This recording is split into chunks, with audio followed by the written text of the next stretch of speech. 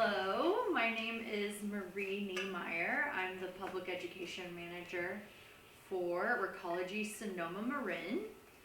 And today I'm just going to do a little quick overview of Recology SonomaMarin and then jump into what you can do to be zero waste or waste zero for the holidays. So some little information about our Recology SonomaMarin. We started operations in December 23, 2017, which is actually the anniversary is coming up pretty soon here. Our services include recycling, compost, garbage service, construction and demolition, street sweeping, and other recycling processing services. And we are actually employee owned, which is a great honor and really exciting. I love that fact about our company, and proud to be employee owned. And we're over 460 employees, which is mind-boggling. And we are part of the Teamsters Union. So our philosophy at Recology is waste zero, and that means that we want to make the highest and best use of all resources. So there's, we like to show these two pictures. It's the before and the after. We help educate and do our outreach. We're trying to, flip that top picture where there's a big garbage and tiny compost and recycling to the big compost, big recycling and tiny garbage, so that we are diverting as much away from the landfill and that material is getting recovered, via compost or recycling instead of filling up the landfill, which has, limited space and limited time on that. So we really put a lot of energy into education and outreach to our community to make that waste zero change happen. So I just want to start with a question. When you say throw away, like what does that mean? So we haven't invented a magical wand that will just go poof and everything disappears. So that's not a way. A way is a landfill. So when you put that material into your garbage cart, it is being then transported to a landfill. And that is a series of complex liners and drainage systems allowing the material to decompose. I won't get into that, but it's a very, very large space on a plot of land, and nothing's being done with that material. That material is not going to be recovered. It's not going to get turned into soil, or it's not going to be turned into a new item. So it's not being used to its highest and best use, and we want to avoid that. So why the holidays? Well, around the holidays, we generally, on average, generate about 25% more waste during the holidays. So it's a cheerful yet very wasteful time. And it's not just that item that's going to into the garbage. It's all of those resources and the energy and the time that went into making that one item that's also being wasted. So I like to use the example of a roll of wrapping paper. There was energy gone into cutting down trees, usually because a lot of the paper is from virgin material, to process the trees into pulp, to take that pulp and to print on it, to package that, to ship it until it arrives at the store where you purchase it. And if it's usually covered in something shiny, that means it has plastic, which means it can't be recycled, it can only be reused. And then that ends up into the landfill, and that doesn't seem like a great way to utilize our resources. And we believe that waste zero is definitely a better way, so I'm going to go into that. So how I wanted to just frame this is we're going to look at food, gifts, and decor. Those are kind of the three main categories. And in the space of zero waste, we like to use our R's. Sound like a pirate saying that, but so kind of building on this pyramid of highest and best use. Good would be that recycle, rot, or compost. Better would be reuse, And then ultimate best is rethinking, reducing, and redesigning. And you know, if you're operating at any level of those R's, you're doing really well. So I just want to mention that. But that's how I want to frame this conversation. Okay, so first category is food. Unfortunately, according to the FDA, on average of 30 to 40% of food is wasted, and that's across the entire food supply chain. That's really unfortunate. I mean, there's so much embodied carbon, so much embodied water, you know, people not being fed. That food could have been put to much better use. So that's a very tragic statistic. So here are a, you know, best ways you can take on food this holiday season. So first tier good is that recycling and composting properly. So for compost, what you want to put in your green cart would be, you know, any kind of food scraps, and that does include bread and meat and cheese. Some people think it doesn't, but it does.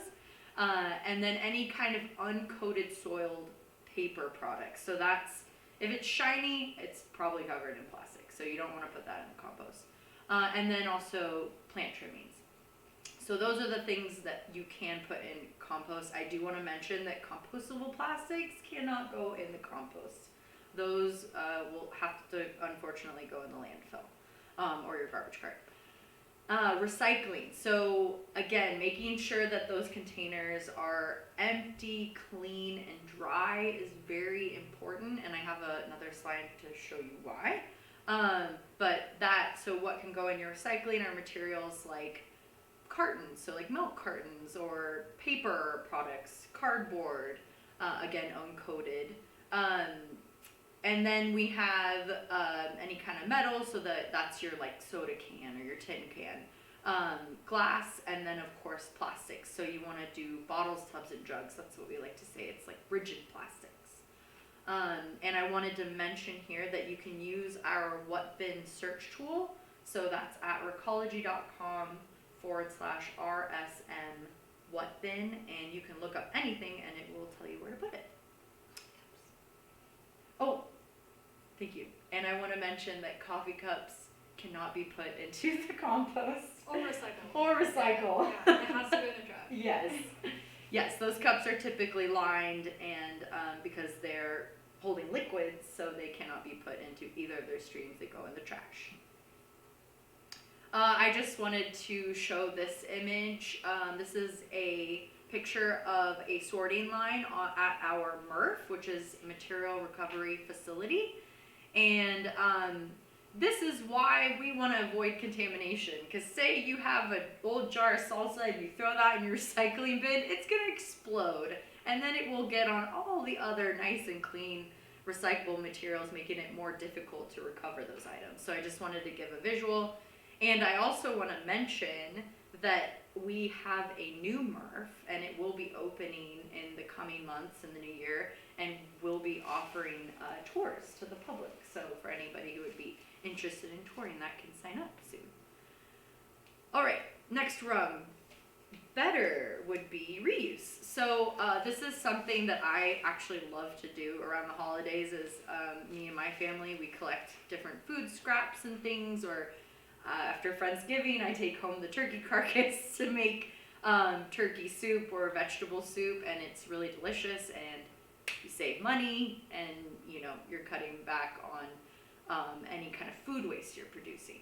Another thing to mention is if you have, you know, any kind of non-perishable food you're not eating, there are incredible organizations such as Sonoma Food Runners or Redwood Empire Food Bank that would love to take those items. If you're going to the farmer's market, bring your reusable bag. Bring your reusable produce bags. Those are easy things to do if you just, you know, remind yourself when you get out of the car to bring them when shopping for fresh produce and other things at the store or the farmer's market. And also, if you're going to a party, say, bring your reusable container. There's often leftovers, and it's it means you don't have to cook the next day and you can enjoy them, and you'll have your reusable container ready to go, and your friend will be grateful. Before you move on, I wanted to talk a little bit more about the donation. Oh yeah. I actually didn't put too much in my slides, so I'll address it now because you mentioned it. So with like food donation, people often think, oh, like, I don't know, they get confused and they think maybe like half-eaten sandwich can be donated.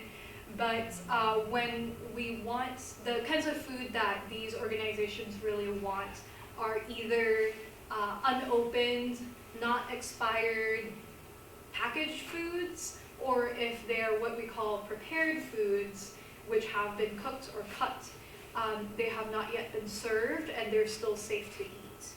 So, because we don't want people to get sick eating this food.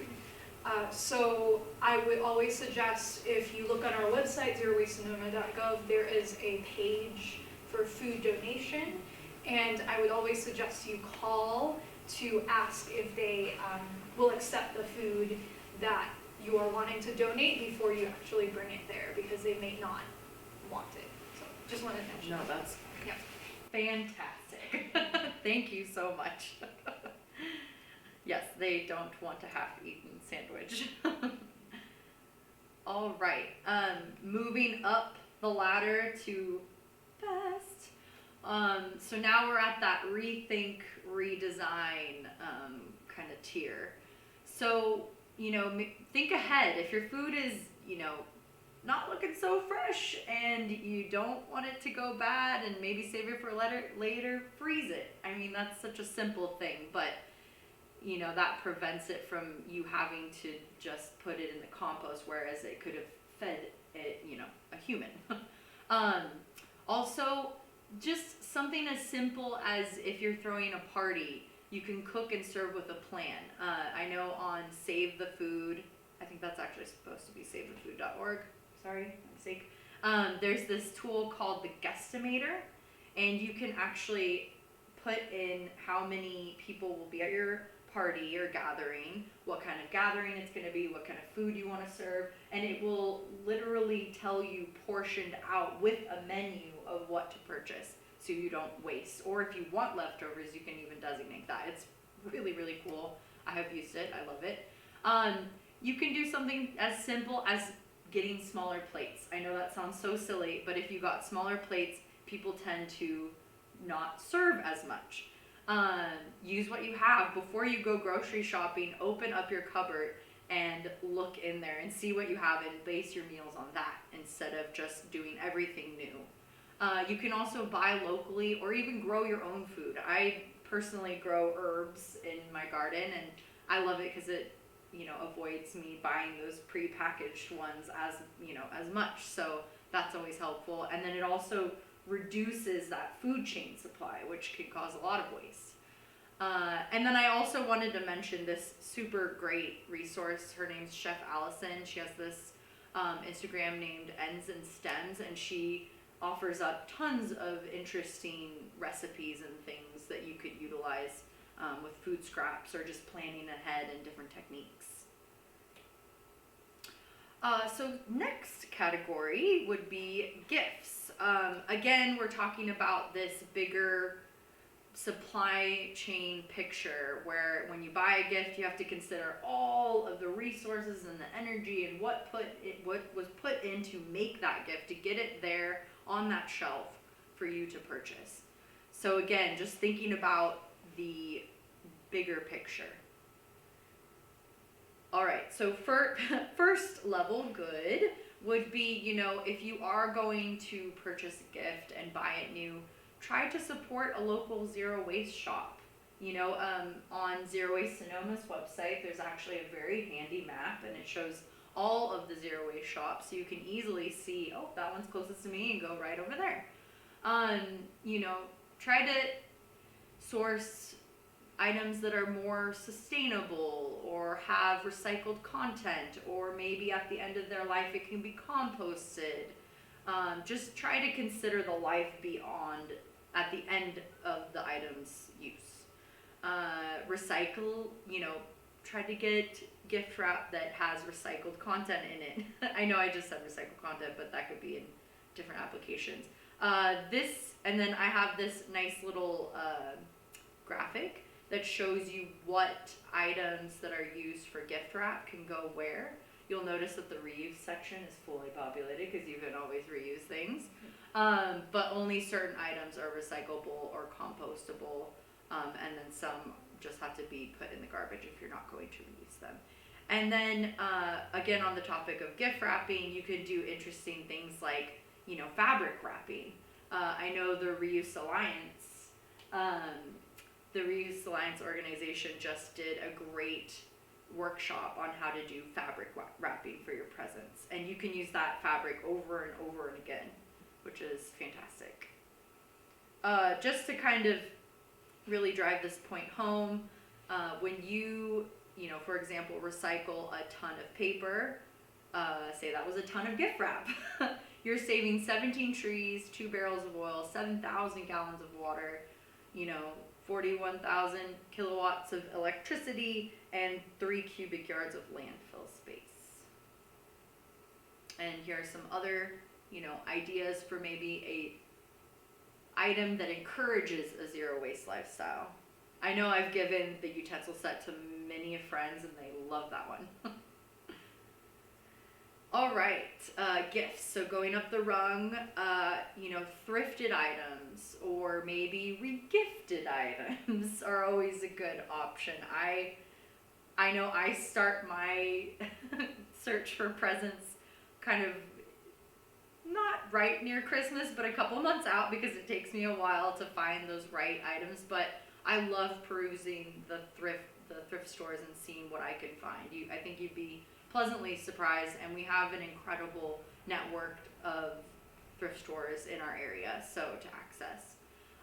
Refurbished, so maybe you have someone who's interested in a tech item, you can get it certified refurbished, and then instead of mining those virgin metals and things, because a lot of times those come from conflict areas, you can get it refurbished, so you're supporting that reuse sector.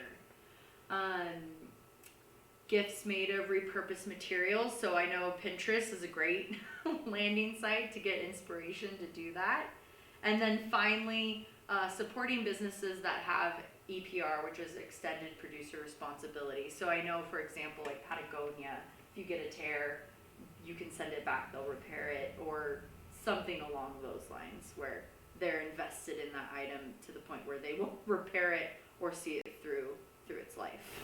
Can I just say, Zero Waste Sonoma is having our holiday party this weekend, and we're doing a re-gifted only gift exchange. So Yeah, it's always pretty fun. Nice.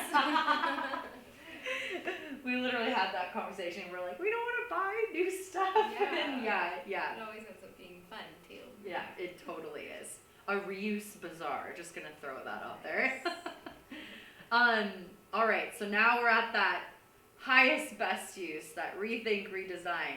What if you don't give an object? What if you give an experience? I love this graphic. It's from Zero Waste Marin, and it's just a list of experience ideas you can give out. I know personally growing up, I used to give coupon books to my mom, and she would cash out on those coupon books, especially the ones for gardening help. So it's a fun way, to grow memories, but maybe not exactly grow the stuff in your closet.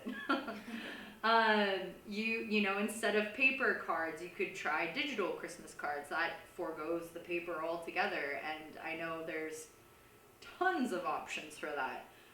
Maybe instead of an item or experience, you do a donation. I've done that with my partner for the past couple years, and we always say why we gave it, and it's really meaningful to us.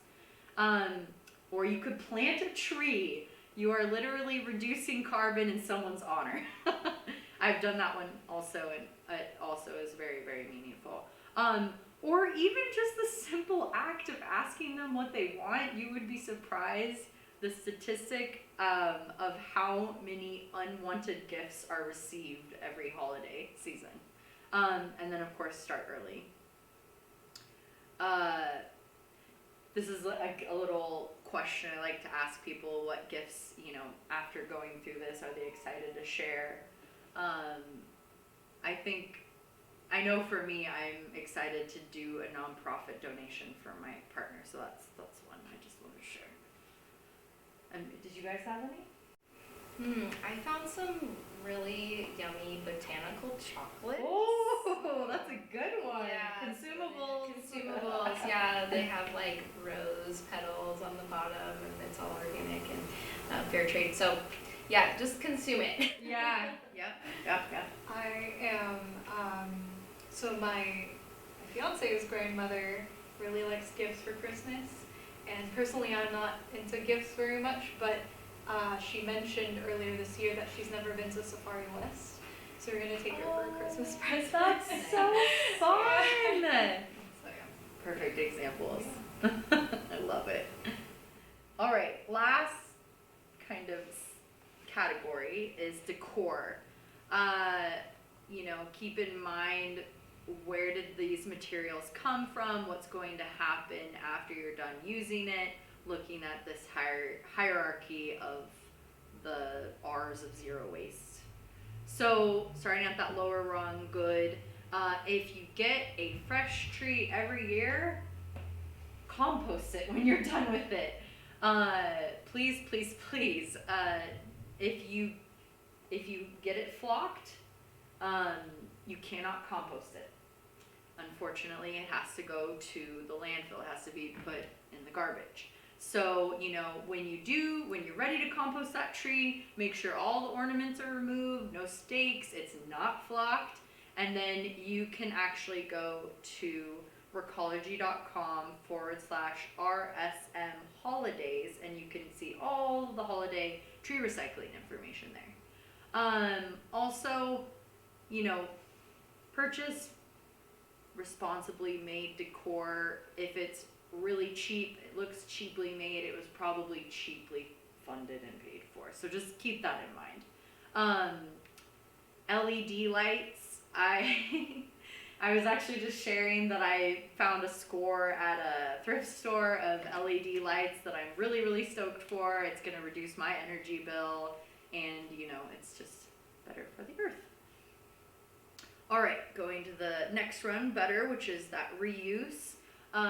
Use rechargeable batteries. I know that's so obvious, but you can prolong a life of rechargeable battery much more. And I do want to mention that if you do have spent batteries that you need to dispose of, you are a Recology customer, you can put it with the terminals taped on both ends, you can put it in a Ziploc bag and place it on top of your cart, your recycling cart. And when it gets put out, the driver will see it and pick it up and put it in a special container and service your cart like normal. So I just wanted to mention that service. Also, you don't have to buy new decorations every year. You can reuse old decorations, or even go to the thrift store and they have tons of decor. It's kind of insane, actually. You can also create decor out of repurposed materials. I know I've personally done the cork reindeer ornament, which is really fun. You can also make a Christmas tree out of repurposed materials. We had a coworker that made one out of a destroyed Christmas tree and put one together.